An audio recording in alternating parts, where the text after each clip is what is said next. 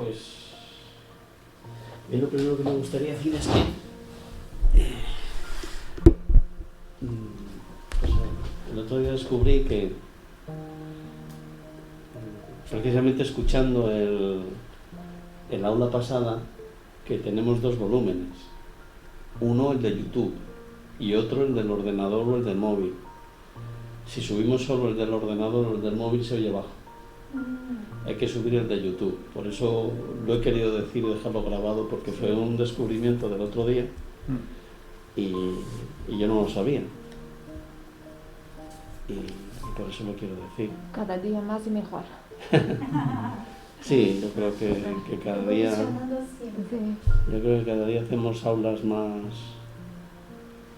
entrañables, ¿no? Más, no sé. Yo creo que estamos más inspirados por la espiritualidad, que estamos más relajados y que realmente disfrutamos de lo que hacemos. A mí me gustaría que más encarnados se nos unieran y disfrutaran con nosotros, pero bueno, poco a poco, ¿no? Pero no está en el número de personas. Y, bueno, a vosotros os agradezco muchísimo que vengáis y que me acompañéis en estas aulas. Pues hoy seguíamos con el capítulo 3 de la Génesis, y lo que pretendíamos hacer es que cada uno de nosotros se formara una opinión sobre en qué momento el alma se une al homínido y lo convierte en humano. Si es cuando es unicelular, empezando siendo una planta, probablemente mucho antes, ¿no? Siendo un protozoo. O bien si esto se realizó en la evolución de las especies de la Tierra, y una vez que se seleccionaron aquellas especies compatibles que no aniquilaran a la especie humana, pues que en ese momento, cuando se dieron las condiciones ideales, fue cuando se realizó esta acción. En cualquier caso, pensemos de una manera o pensemos de otra, no es trascendente, no tiene un peso específico, no varía en nada el conocimiento, no es un punto de inflexión que te haga ver el espiritismo de forma diferente, no, es una opinión distinta y en base a lo que leemos, y cada uno pues puede tener la que considere mejor, la que él piense, su razonamiento y su sentimiento le diga que tiene mayor acierto. Entonces, si queréis, vamos a empezar leyendo una frase una frase atribuida y otra real, que se atribuye a León Denis, que es uno de los pilares fundamentales para las personas que creen que el alma siempre ha estado ahí, ¿no? Desde los tipos de vida más elementales. Entonces, ¿alguien que quiera leer las dos frases?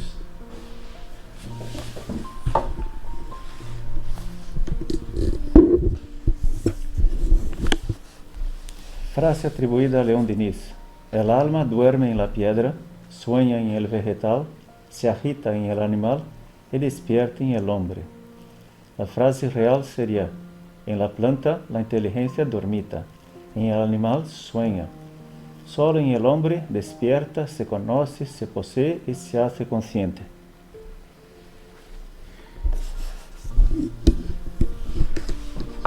Bueno, la diferencia entre ambas es notable. Mientras que de una habla del alma, que incluso ya está en la piedra, en el otro lo dice que sí, que hay una inteligencia, pero que esa inteligencia propia, individualizada, dormita.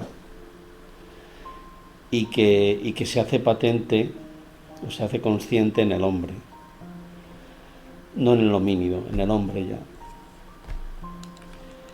Y bueno, sí que vamos a leer el fragmento completo, extraído del libro El problema del ser y del destino.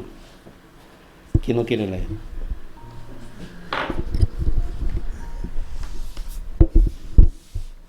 La ley del progreso no se aplica solamente al hombre, es universal. Hay en todos los reinos de la naturaleza una evolución que fue reconocida por los pensadores de todos los tiempos, desde la célula verde, desde el embrión errante, boyando a flor de las aguas, la cadena de las especies se ha desarrollado a través de series variadas hasta nosotros. Sí, Sí. Si queréis pasar o no, o léelo tú, como tú consideres. Bem bom. Cada eslabón de esa cadena representa una forma de la existencia que conduce a una forma superior, a un organismo más rico, más bien adaptado a las necesidades y las manifestaciones crecientes de la vida. En la escala de la evolución, el pensamiento, la conciencia y la libertad solo aparecen pasados muchos grados.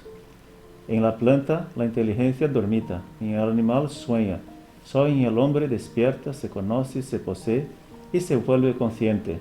A partir de ahí, el progreso de alguna suerte fatal en las formas inferiores de la naturaleza solo se puede realizar por el acuerdo de la voluntad humana con las leyes eternas.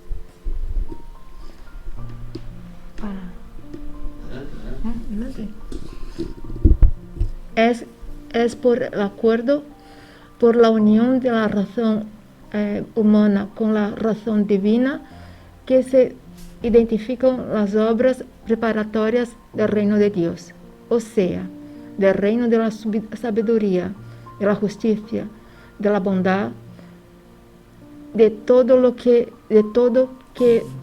ser de lo que todo ser racional y consciente tiene en sí la intuición, extraído del libro El problema del ser y del destino. León Denis. Muchísimas gracias. Yo en este sentido me hago la siguiente pregunta. Sabemos que Dios no hace nada que sea inútil.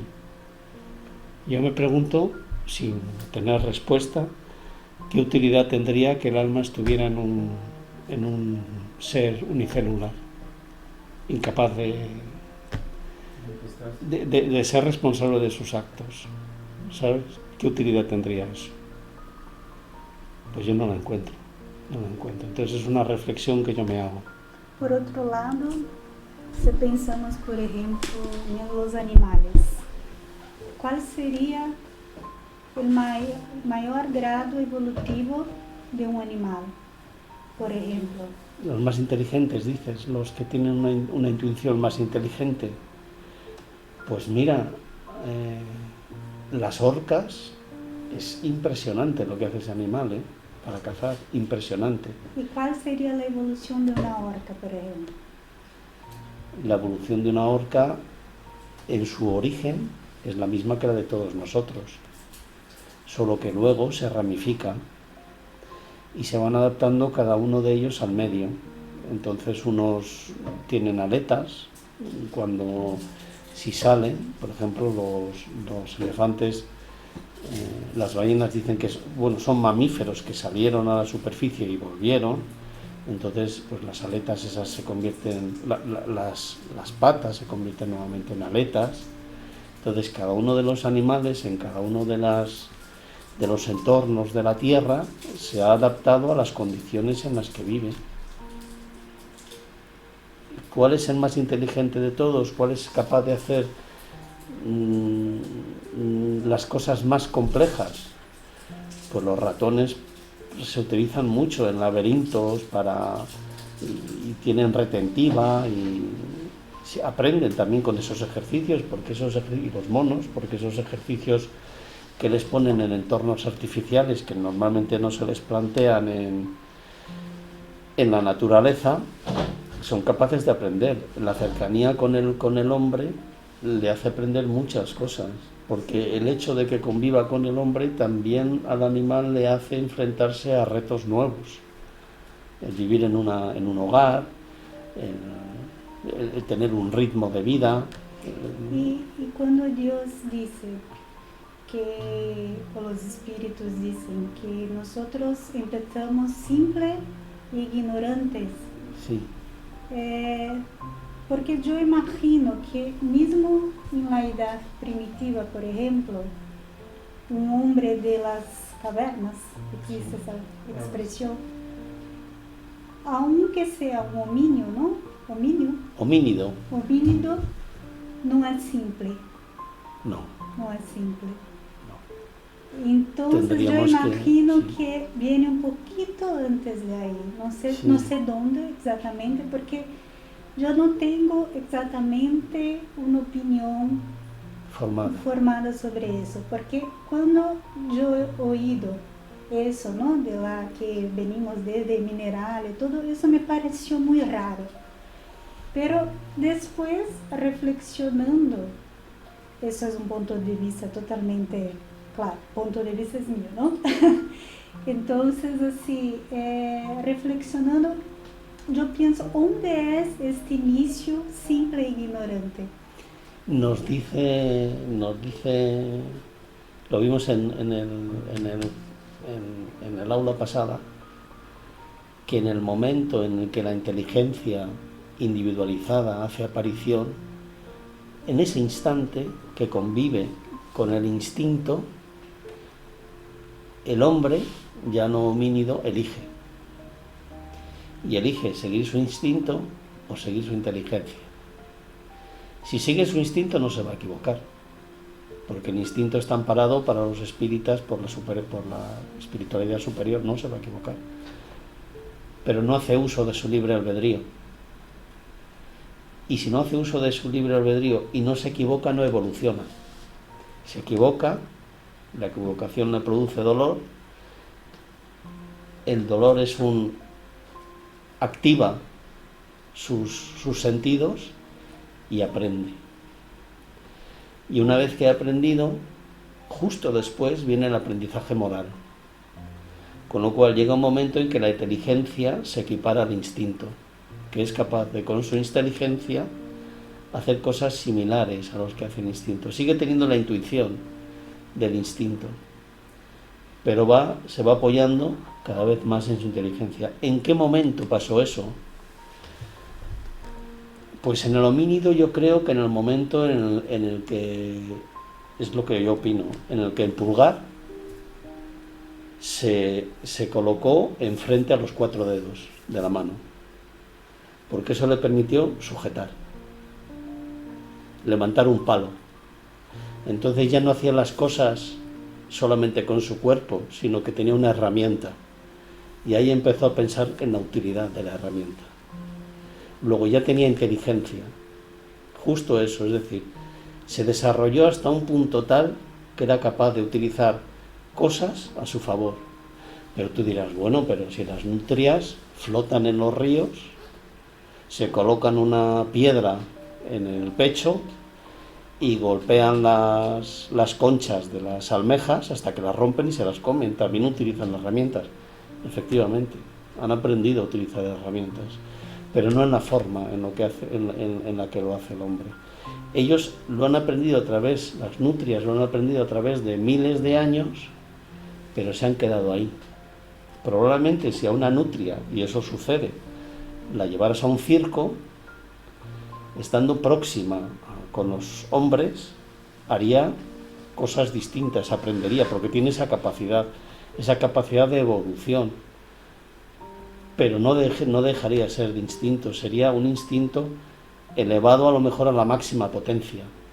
Y además es que está demostrado que nuestro cerebro ha crecido a lo largo del tiempo, es decir, que a mayor capacidad de razonamiento, mayor masa encefálica. Eso también les pasa a los animales. Sí. Y yo pienso, porque viendo la evolución humana, que venimos desde el macaco, no sé. Sí. Porque yo veo los animales y las plantas aún como algo no muy simple, que tiene su complejidad, sus órganos. Entonces, por eso me hace pensar que venimos antes de ahí. Porque eso todo usando la razón, raciocinio, reflexionando sobre eso. Yo tenía, mira, he leído una vez a una charla, ¿no? Allá que hablaban justamente de la primera frase, ¿no? Entonces yo ya, en mi cabeza me pareció, bueno, difícil porque son muchos conceptos, todo, pero bueno, Entonces, sí, a lo mejor acepté que era así y punto. Ahora, con esta charla, la semana pasada, empecé a reflexionar un poco y fui buscar, pero al final no encontré y estoy buscando aún. Porque yo he leído en algún sitio que, por ejemplo, los hombres que son tan malos, que al final no sé si tiene base espírita, pero he leído que ellos se enraizan y se vuelven hasta como árboles para que pase el tiempo y ellos con el amor de Dios, con todo eso, ellos se pueden otra vez tener aspirar.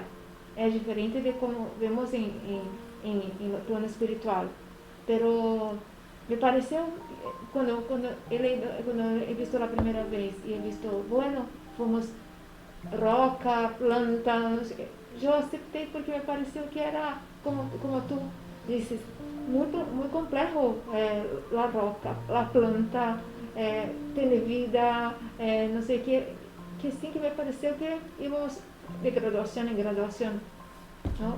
Pero dudo también, así, no tengo... Es raro, ¿no? No tengo... Una opinión informada. Asistí a la charla, me pareció bien y se me quedó, creo que era así. Pero ahora mismo, cuando supe que la frase no era, la frase no estaba bien, me extrañó, ¿no? En realidad no es trascendental, no es trascendental. Y otra cosa que me pregunto, en la Tierra no hay homínidos, solo hay humanos. No, bueno, no los hay. Entonces, si fuera esa, que se evoluciona hasta el homínido, se estaría evolucionando, o el alma estaría evolucionando en un planeta distinto al nuestro, hasta la condición de homínido. Y cuando empezara a desarrollar su propia inteligencia, entonces podría aparecer en un planeta distinto. Y llegaría a uno como el de la Tierra cuando tuviera una evolución similar a la nuestra. Pero hay en museos, hay, ¿cómo se dice? Esqueletos. Sí. De los precedentes, de lo que precede los nuevos. Puede ser que todos estuviéramos aquí, que todos nos hayamos desarrollado aquí y que eso ya no se siga produciendo, sino simplemente que seguimos encarnando en esta tierra siguiendo una evolución. Sí. Pero las almas de nueva creación, esa transición, ¿no? Las almas de nueva creación necesariamente tienen que estar en un plato distinto porque nosotros no tenemos ese eslabón, no lo tenemos. Esas especies ya no están. Sí, es verdad. Y luego, respecto a que somos creados simples e ignorantes, somos creados simples e ignorantes en nuestra propia inteligencia. Pero eso no significa que no participemos de organismos complejos, como el de una planta, que no es nada sencilla, ¿no? La función clorofílica, cómo se reproduce, cómo la simbiosis que hace con los insectos, es decir, es todo un ecosistema que no es nada sencillo. O sea, somos simples en el sentido de que no tenemos desarrollada una inteligencia, no que nuestro organismo no sea complejo, que todos lo son. Y al final es como un puzzle, ¿no? Que somos todos interligados también, ¿no? Que falta una especie que nos afecta también, entonces yo creo que es un emaranhado tan preciso y tan así que solo Dios o una fuerza tan especial que al final puede, ¿no? Entonces, así como nosotros no imaginamos que un día vamos a ser espíritus puros, porque mucha gente tiene esta duda, pero yo voy a ser igual a un Cristo, sí. Claro, es que entonces es algo así que para nosotros es muy raro, ¿no? Claro. Pues si tú con nosotros, bueno, quien haga gráficos en su trabajo, pues es habitual poner una línea de tendencia. Entonces tú dices, Pues si esta línea de tendencia se mantiene, llegará un día que llegará al 100%. Si se mantiene. Tú Pues, ya me habías corregido, pero ya no me acuerdo. Estamos todos anegados al éxito, ¿es eso? Estamos todos... destinados, sí. Destinados, Sí, pero por la hay- ley de progreso. Sí, pero él me dijo una otra palabra que me parece bonita, pero no me acuerdo. Predestinados, quizá. Era algo más así, Em português seria fadados. fadados. Fanados. Pero tú... Não seria atados? No. Atadas? No. Yo me acuerdo que él me corrigió una vez y me pareció bonita la palabra, pero ya no me acuerdo. Vamos a buscarlo. Anegados, ¿no?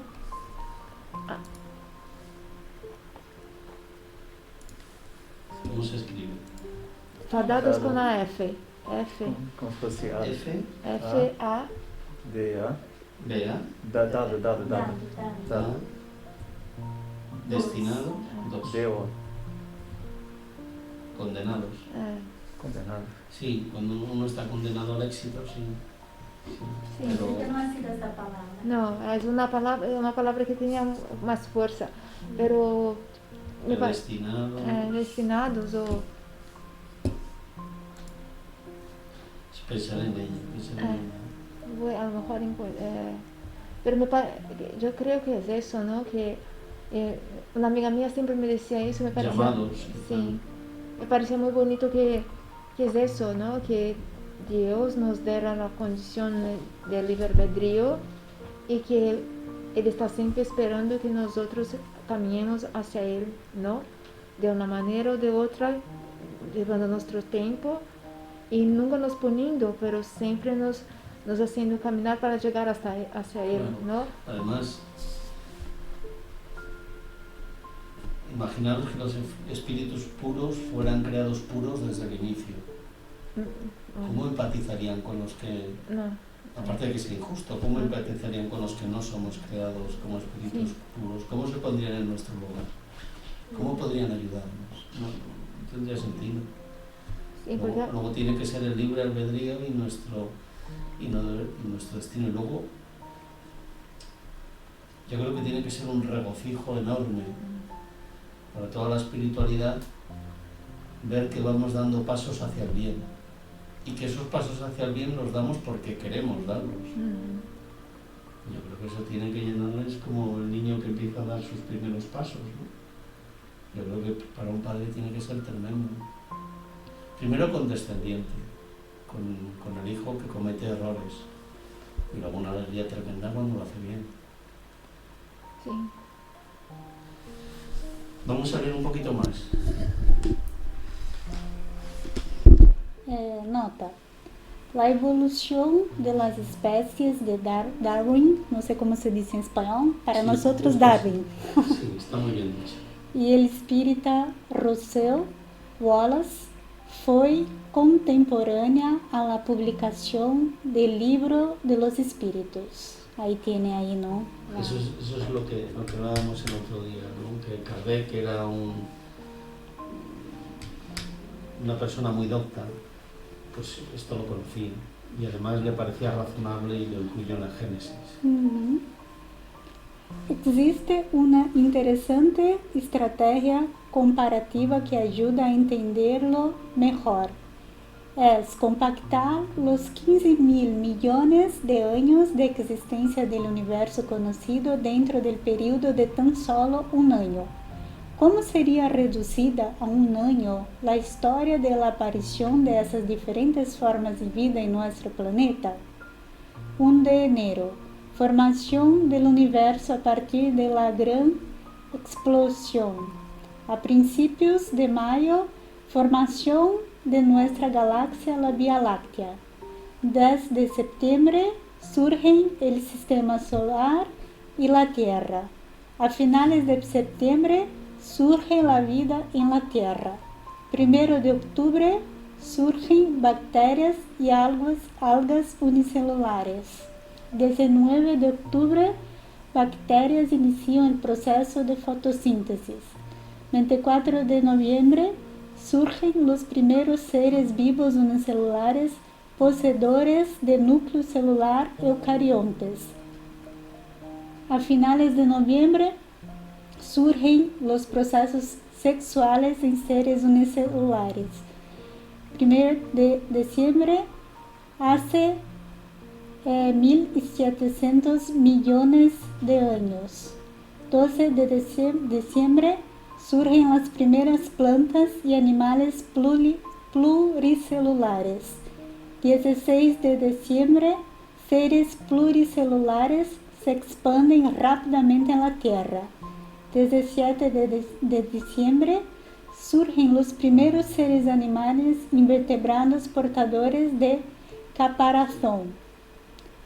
20 de diciembre, surgen los primeros animales con columna vertebral.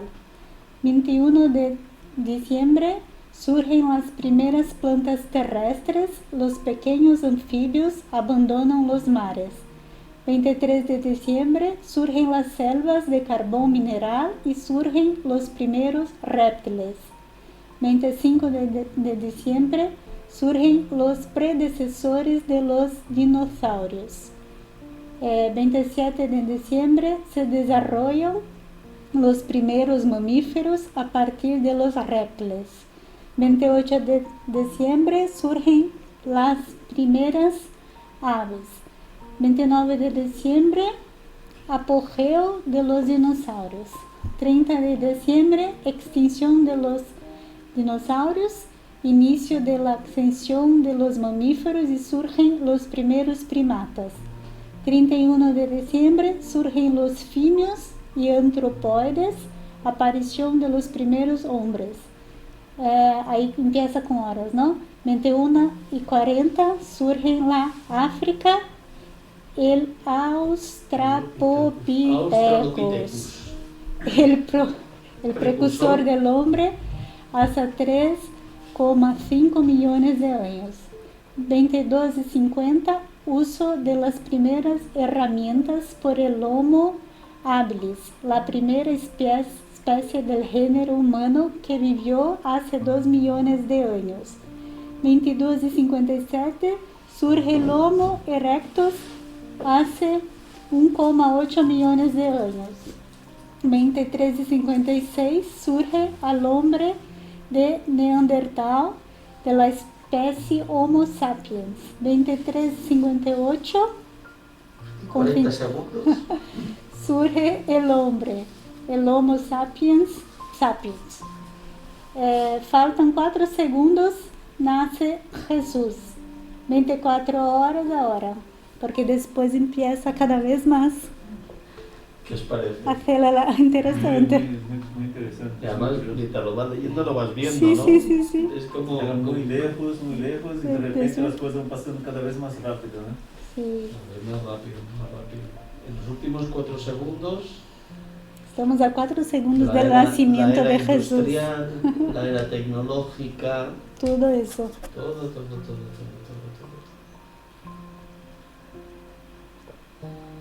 Y para finalizar este análisis que hacemos, para que cada uno de nosotros se haga su propia composición, he extraído las preguntas del libro de los espíritus, que hace que uno y otros adapten una posición distinta. Entonces, ¿quién quiere continuar leyendo? ¿Quieres continuar leyendo tú?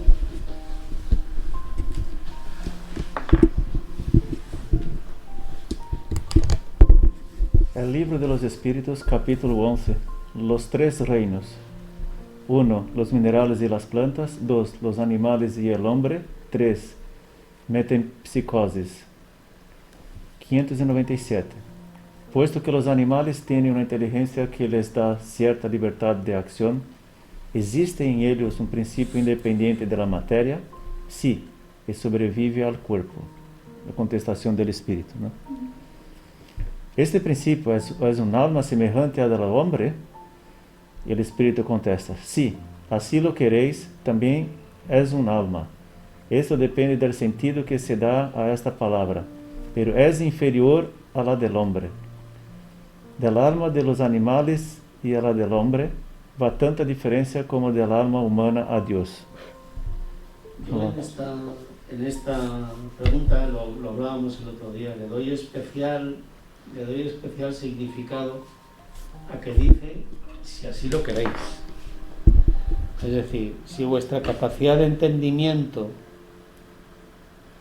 necesita que lo llamemos especie de alma, lo vamos a llamar especie de alma para que vosotros lo entendáis.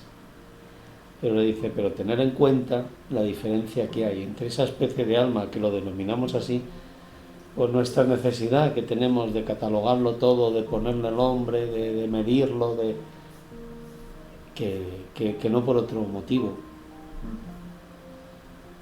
Y que sobrevive al cuerpo, pues sí, cada vez que un animal perece, la espiritualidad superior lo sustituye por otro animal. Pero Pablo, entonces, ¿cómo se explica los animales que se extinguieron? Por ejemplo, los animales que están de peligro de extinción. Desaparecen en esa forma en animal y aparecen en otra. Las granjas enormes que hay de cerdos, por ejemplo, no tienen por qué haber sido cerdos siempre, sino que han podido ser animales muy próximos. Tampoco creo que se pueda hacer un salto, pero en esto, que yo sepa, no hay mucho escrito. Yo lo que he leído de André Luis es que la espiritualidad superior, cuando un animal perece, lo sustituye por otro. Sí, que yo he escuchado. O sea, ese principio anímico que está en el animal pasa a otro. Y yo entiendo que puesto unos animales proliferan porque el hombre los domestica o porque el hombre los utiliza para su consumo, y otros desaparecen, para mantener ese equilibrio, pues lo que me dice a mí, si el número se mantiene y unos desaparecen y otros aumentan exponencialmente, probablemente si nos fuéramos a granjas extensivas y no intensivas como tenemos ahora, y nos fuéramos a consumir menos carne, probablemente dejaríamos de contaminar tanto los ríos, tanto las tierras y tal, y volvieran muchas especies a aflorar. Hay zonas, por ejemplo, próximas a donde están las vías del tren, que están llenas de conejos en España, y los conejos prácticamente habían desaparecido. De hecho, el nombre de Iberia, que se le da a la península ibérica, es porque aquí había muchos conejos. Tienen la misma raíz común. Y prácticamente habían desaparecido. Y ahora en un montón de parques, en un montón de vías verdes, es allí donde a la naturaleza se le da la oportunidad se regenera. En Paracuellos de Jaruma hay un montón de conejos. Y yo estoy convencido de esto que digo, que si nos vamos a un consumo menor de animales, si dejamos de tener granjas de 5.000 cerdos, sino que les damos a los animales, que eso también nos lo dicen los libros espíritas, que bueno, que con la inteligencia que tenemos, que roemos los huesos de los animales, que en realidad los estamos perdiendo el respeto, que ellos confían en nosotros y nosotros los traicionamos. Los misioneros de la luz dice eso. Exactamente. Entonces, a mí que no me gusta mucho la carne ni nada de eso, puedo pasar sin ella, pero sé que mucha gente no lo pasa, ¿no? Sobre todo en los primeros años de la vida de una persona, pues mi hijo tiene 15 años, le gusta mucho la carne, pero yo creo que cuando ya tenemos una edad como tú y yo, Lucas, pues muchas noches cenas un yogur, no necesitas comerte un filete o queso, o sea que necesitas, Huevos. Huevos también, claro. Había entendido conejos. Estoy convencido que si respetamos a la naturaleza, nos está pasando ahora con el cambio climático. Las hojas de los árboles son más grandes porque absorben más CO2. Es decir, la naturaleza hace un trabajo, la espiritualidad que hay detrás de la naturaleza. En el momento que se ha dejado de pastorear, de tener las ovejas libres por el campo y el ganado, poco a poco empieza por una vegetación pequeña y poco a poco va creciendo. Yo, cuando vinimos hace 40 años a España, siempre hemos ido por la Nacional 1 al pueblo de mis padres, Somosierra en muchos sitios estaba completamente pelado y se veían vacas y se veían toros incluso y se veían ovejas. Ahora que no están, yo creo que en otros 40 años será todo bosque, porque ya han crecido tanto que se va todo tupiendo. Y en el tiempo que estuvimos de pandemia, mejoraron los Eso iba a registros de decir. contaminación. También es que se contaminó menos, pero tú le das a la tierra, a la naturaleza, a la espiritualidad superior, la oportunidad y nos reconduce, vuelve a hacer de la tierra un hogar, un vergel, siempre y cuando pues la dejemos que lo haga.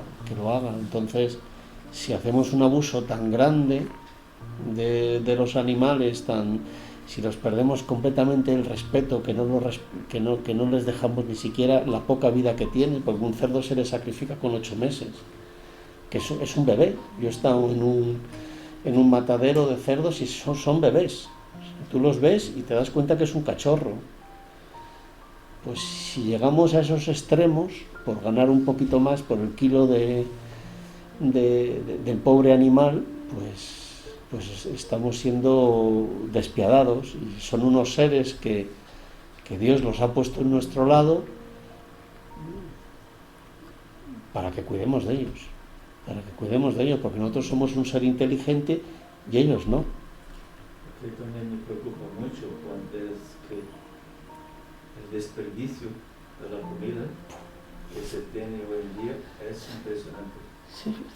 Me acuerdo muchas veces, estábamos en hoteles ahí por Asia y por todo, y las personas... La gente pasa hambre allá, ¿no? Sí, La gente pasa tiene hambre. mucha pobreza, pero las personas entraban en el almuerzo o el desayuno y hacían platos y platos, comían 3 cosas y dejaban. Hay buffets ahora Sí. que lo que no te comas Si te pagas. vienen y te lo comen. Sí. Y está muy bien hecho. Y luego Sí. pues tenemos normas que dicen pues que la comida del supermercado tienen que ponerlo en contenedores cerrados, porque no pueden venir las personas indigentes a llevárselo, porque si tiras algo y el indigente se pone malo, la responsabilidad es del supermercado. Entonces, y tiramos decenas de toneladas de comida. Sí. Y la tierra, pues fíjate, solamente con tener 40.000 kilómetros de diámetro, a la cantidad de millones de personas que está dando de comer. Es verdad, Que no no solo... nos falta el trigo, no nos falta nada. Es decir, lo tenemos todo. Y ese es el libre albedrío. El libre albedrío es decir, haz el uso que quieras, pero si haces un mal uso, porque el dominar la tierra no es eso. El dominar la tierra es respetar. Es interagir Claro. de una forma respetuosa. Destruimos cosas por diversión, por pasarlo bien. ¿Vale? Vamos a ver cómo explota esto. Y lo Por hacemos. ambición. Ambición, ganancia, avaricia, todo eso. Pero es que tampoco yo creo que hay tanta ganancia, porque mira, el primero que empezó a utilizar, a meter a las gallinas en granjas intensivas, que no las dejan ni moverse, pues ese, a lo mejor la docena de huevos pues bajó 10 céntimos y se quedó con el mercado. Pero luego lo hicieron todos. Entonces eso ya no es una ventaja. ¿Y qué le has hecho a la gallina? La has condenado de por vida a ella y a todas las que vengan detrás. Entonces ahora volver atrás cuesta un montón y mucha gente, muchos supermercados ya tienen líneas de comida que es ecológica, que no se ha abusado, y aquí en España todavía no, pero en otros países es un verdadero éxito esa comida. Huevos de gallinas a las que no se las ha maltratado. Caipira. Pero justo también ese libro, en el tercer libro de André Luis, también habla de eso, de que al final, mira, hasta para nosotros, para comer el paté, se condena al animal a estar y hasta quedar enfermo para que nosotros podamos comer el paté. Y yo pensé, a mí que no me gusta el paté, menos mal. No, pero hay gente que, y eso es una delicadeza, de hecho hay premios y todo eso, ¿no? Porque son visiones diferentes de... Son muchos aspectos los que tenemos en nuestra vida cotidiana que hacen, que denotan nuestro nivel evolutivo, o sea, ya como sociedad. Cuando veo las pruebas, por ejemplo, de las Olimpiadas, de los mundiales, nos pedimos por nuestra capacidad física, que al final son dotes que Dios te ha dado. Lo que sucede es que tú las llevas a límites, que estamos llegando a unos límites tales que solo lo pueden conseguir niñas de gimnasia rítmica, por ejemplo, que tengan 18 años, pero la presión que tienen sobre sus espaldas hace que tengan depresiones o que no puedan competir. Y estamos llegando al límite, pero como el hombre, hasta que no llega al límite y se da contra una pared y se hace daño, no se da cuenta de lo que está haciendo, pues, pero yo creo que en esos sentidos estamos llegando al límite de muchas cosas. Por eso creo que estamos llegando al mundo de regeneración, porque estamos llegando, y claro, tú piensas, ¿cómo vamos a estar llegando a un límite de regeneración con los gobernantes que tenemos, con lo que hacemos con el medio ambiente, con lo que hacemos con los animales, como decíamos? ¿Cómo va a ser? Y yo creo que es porque estamos llegando al límite. Estamos llegando al límite de tomar conciencia de lo que estamos haciendo.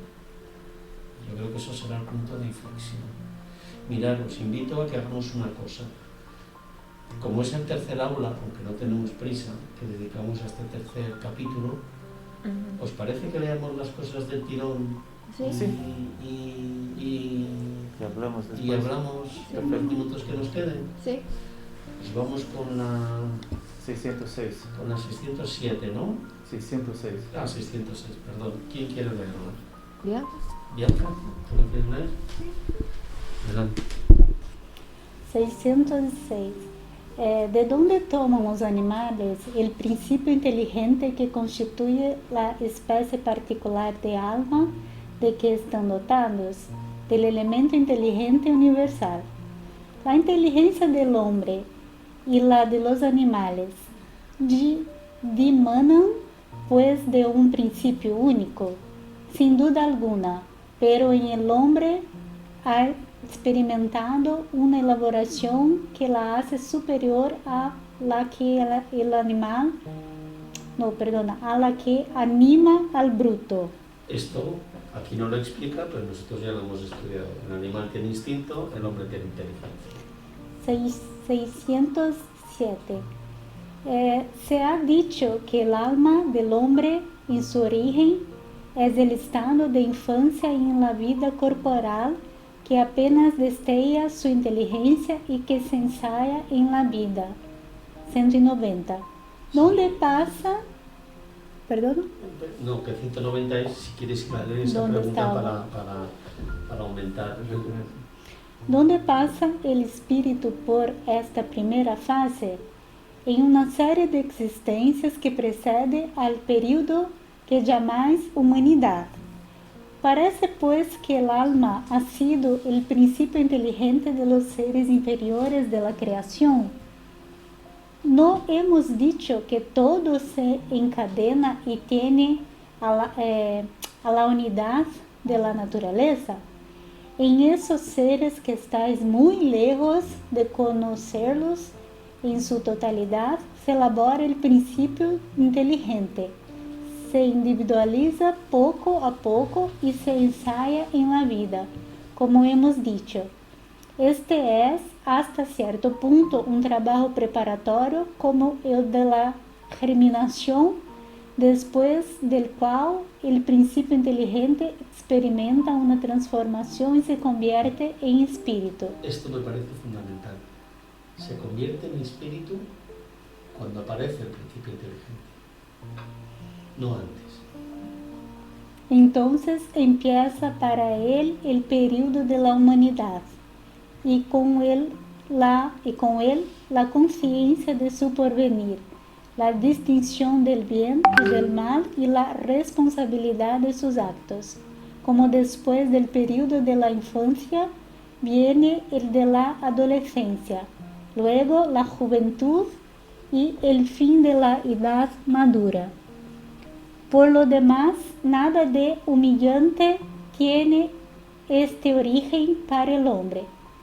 ¿Se creen humillados los grandes genios por haber sido fetos informes en el seno de su madre? Si algo debe humillarle, es su inferioridad ante Dios y su impotencia para sondear la profundidad de sus designios y la sabiduría de las leyes que arreglan la armonía del universo.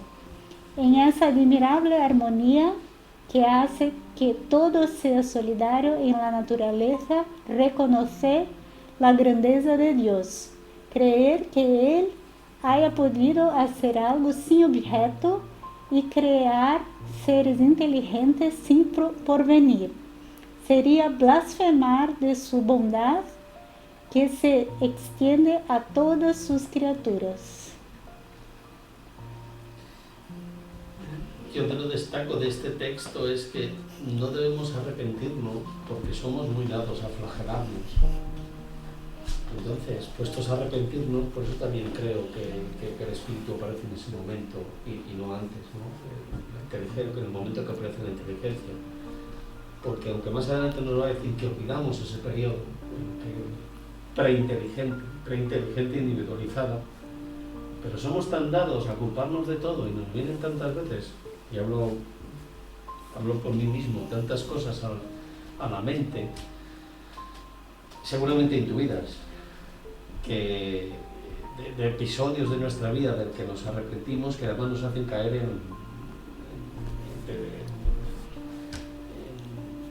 en amargura. Y lo que nos dice es que no debemos de ningún modo arrepentirnos porque es nuestro origen, somos así, es nuestra evolución. Lo único que debemos arrepentirnos es de poder hacer las cosas mejor, no hacerlas y presentarnos, no habiéndolas hecho lo mejor que podíamos ante Dios. Eso es lo que nos dice. Y para mí sigue teniendo todo el sentido. ¿Continúo? Sí. Ese período de la humanidad empieza en nuestra tierra. La Tierra no es el punto de partida de la primera encarnación humana.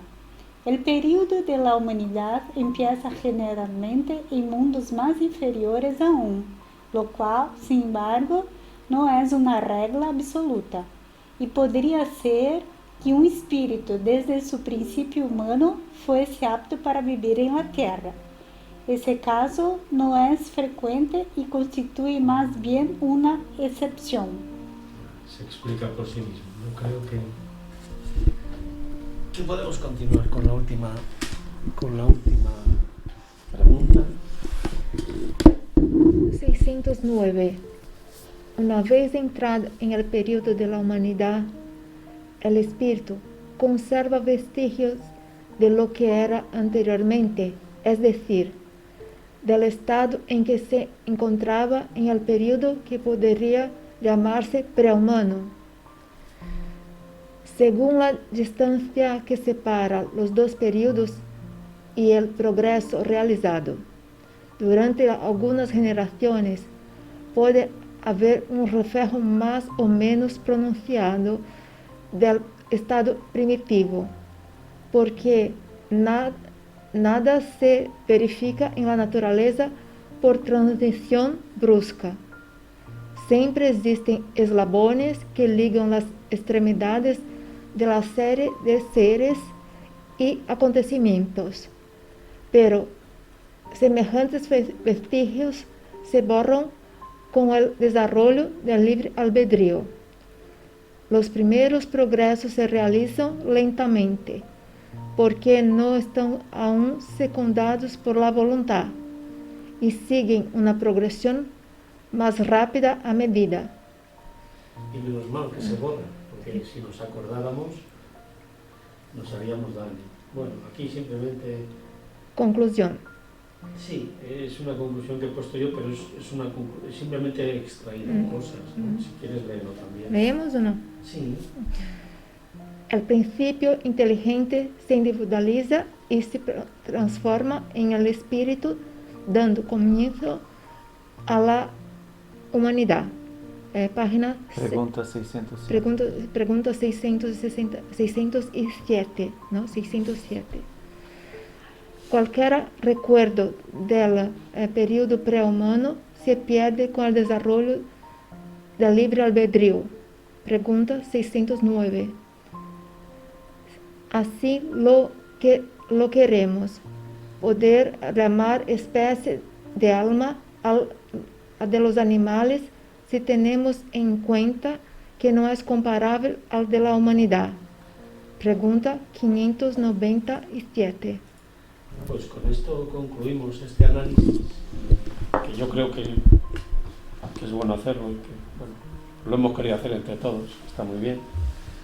Que me parece bastante interesante es, como les dicen, ¿no? que el aprendizaje, la velocidad del aprendizaje va de la espiritualización del espíritu, Claro. que al principio es mucho material, después va avanzando a una velocidad mayor cada vez que se tiene más entendimiento. Y es normal, ¿no? Porque a partir del momento que entendemos cómo deben ser hechas las cosas y todo tal, nos concientizamos y el aprendizaje va a ser más rápido, porque cuando vivimos a un mundo donde no se tiene conocimiento de las cosas espirituales o interpreta las cosas materiales, entonces queda un aprendizaje más demorado, Claro. retardado, ¿no? Y además tenemos que tener en cuenta que cuanto más inteligentes somos, más años vivimos, más oportunidades tenemos, porque somos capaces de evadir más veces de evadir no, porque tenemos un plan reencarnatorio, pero tenemos más conocimientos para la conservación de nuestra propia existencia. Y me pareció curioso diciendo que hay algunos espíritus que ya nacen con algún grado de aprendizaje más rápido que los otros. Sí, es una excepción, ¿no? que nos va... Depende del libre albedrío, de las decisiones acertadas o no acertadas que toma cada uno. Y Yo a veces que veo muchos reportajes de animales que me gustan mucho, como a ti, veo que hay animales que tienen cosas que dices, tienen vestigios o tienen que le dices, es que debería pertenecer a una especie un poquito más evolucionada, porque está como separado del resto de la manada, ¿no? Porque tiene unos detalles que no se les ven otros. Y animales que hacen cosas que otros animales no hacen, de su misma especie, ¿no? Y bueno, hay muchísimos ejemplos, pero no quiero entretenerme en esto porque nos queda esto y lo querría leer, si no, continuamos el próximo día con este mismo tema, como vosotros veáis. Como queráis. Bueno, lo que consideréis. Si queréis lo empezamos y este ya es el tercer apartado, que incluye 1, 3, 5, no sé, igual si nos animamos vamos con ello. Vale. ¿Qué os parece? Bueno, bien, vamos. ¿Te he cortado? ¿Querías decir algo? No. Ah, pues vamos con ello. Vamos con el apartado de destrucción mutua de los seres vivos, que es el tercer apartado del capítulo 3 de la Génesis. No sé a quién le toca leer. Lo he traído para acá, pero no sé si... Puedo leer. Destrucción mutua de los seres vivos. 20. La destrucción recíproca de los seres vivos es una de las leyes de la naturaleza que a primera vista menos parece concordar con la bondad de Dios. En general, los hombres juzgan la perfección de Dios desde el punto de vista humano, miden la sabiduría divina de acuerdo con el propio juicio que se forman de ella y suponen que Dios no podría hacer nada mejor de lo que ellos mismos harían. La armonía de la creación puede otorgarle al hombre la clave de ese misterio. Yo creo que esto se autoexplica, ¿no? Personas que dicen, bueno, pues si un animal devora a otro para sobrevivir, pues ¿dónde está la bondad divina, ¿no? Y este ejercicio de análisis también lo hace Allan Kardec y te explica por qué lo hacen esos animales. Vamos a intentar descubrirlo.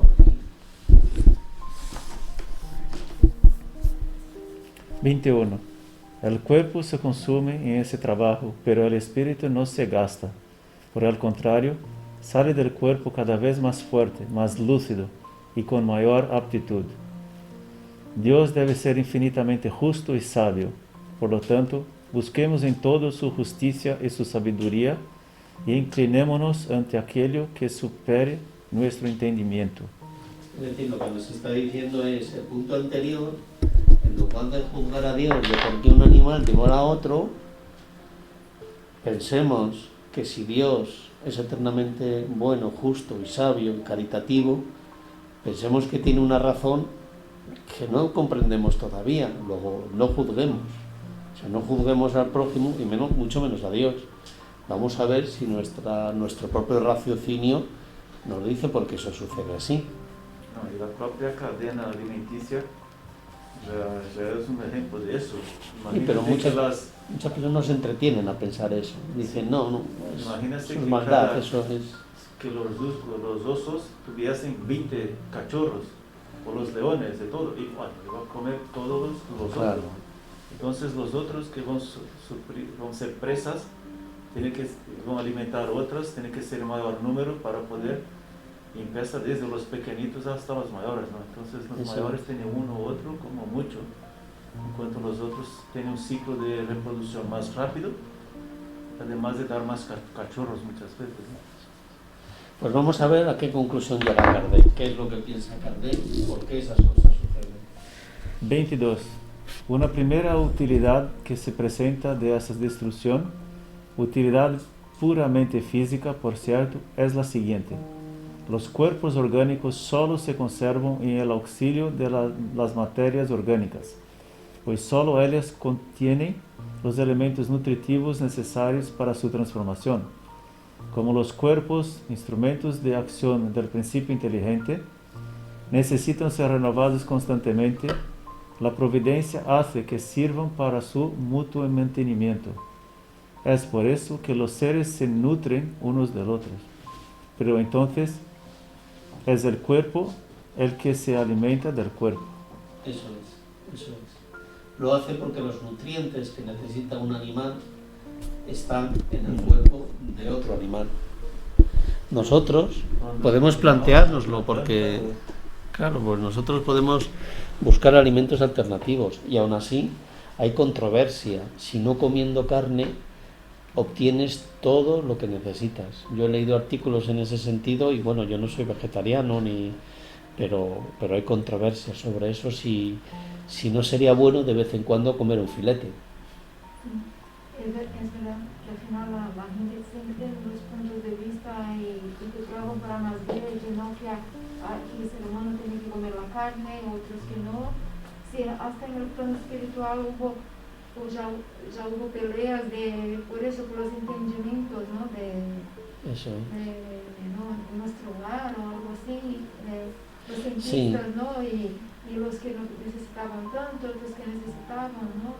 Yo creo que hay que haber equilibrio, como en todo en la vida. En todo. Porque incluso Jesús comía, como se mira en la Biblia, pescado y cordero en la Pascua. Pero la carne antiguamente era demasiado cara, entonces también no se podría comer siempre. Y otra cosa es que... Ay, me olvidé ahora. Tú ibas a decir algo. Pues hago un inciso todo. Yo solo iba a decir que Jesús comía cordero, pero no en la Pascua, porque la Pascua era cuando él se murió, ¿no? Que celebramos. Bueno, pero era la Pascua judía y como La Pascua sacrificaban un judía. cordero... Sí, porque antes se conmemoraba la Pascua judía otra cosa que iba a decir ahora me acordé, es que 9 de sus discípulos eran pescadores. Sí, pero él vivió mucho tiempo con los esenios y los esenios eran vegetarianos. Entonces es posible que en ese tiempo que vivió con ellos él fuera vegetariano también. También hay controversia sobre la parábola de los panes y los peces, si no eran panes y uvas, pero eso no se sabe. Eso estudiosos de la Biblia lo dicen. De la multiplicación, ¿no? Eso es, lo dicen, pero no tenemos forma de saberlo. Sí. Bueno, comemos con equilibrio, ¿no? Sí, vivir... Vivimos con equilibrio. Eso es que tiene que ser todo con nosotros al final siempre estamos un poco desequilibrados, vamos un poco desequilibrados. Demasiado. 23. Existen también consideraciones morales de un orden más elevado. La lucha es necesaria para el desarrollo del espíritu. En la lucha ejercita sus facultades. El que ataca en busca del alimento y el que se defiende para conservar la vida emplean la astucia y la inteligencia, incrementando de ese modo sus fuerzas intelectuales. El otro día una amiga mía que se llama Bianca preguntaba por la utilidad de la guerra. Esta es una de las utilidades de la guerra. En el ataque y en la defensa se desarrolla la astucia y la inteligencia, incrementando de ese modo sus fuerzas intelectuales. ¿Continuamos? Continuamos. 24. En el hombre existe un periodo de transición en el que apenas se diferencia de los irracionales. En las primeras edades domina el instinto animal y el motivo de la lucha sigue siendo la satisfacción de las necesidades materiales. Más tarde, el instinto animal y el sentimiento moral se equilibran. Entonces el hombre lucha ya no para alimentarse, sino para satisfacer su ambición, su orgullo y la necesidad de dominar. Para ello todavía necesita destruir. Sin embargo, a medida que el sentido moral obtiene preponderancia, se desarrolla la sensibilidad y la necesidad de destrucción disminuye hasta que acaba por desaparecer, porque se vuelve detestable. En ese caso, el hombre tiene horror a la sangre. Mejor no se puede decir. Sí. Nada que añadir. Se despoja de los últimos vestigios de la animalidad. No obstante, en esas circunstancias, la lucha que antes era sangrienta y brutal se vuelve puramente intelectual. El hombre lucha contra las dificultades, ya no contra sus semejantes. Perfecto, es un broche de oro. Pues voy a parar la grabación. Un saludo a todos los que nos escuchen con mucho cariño.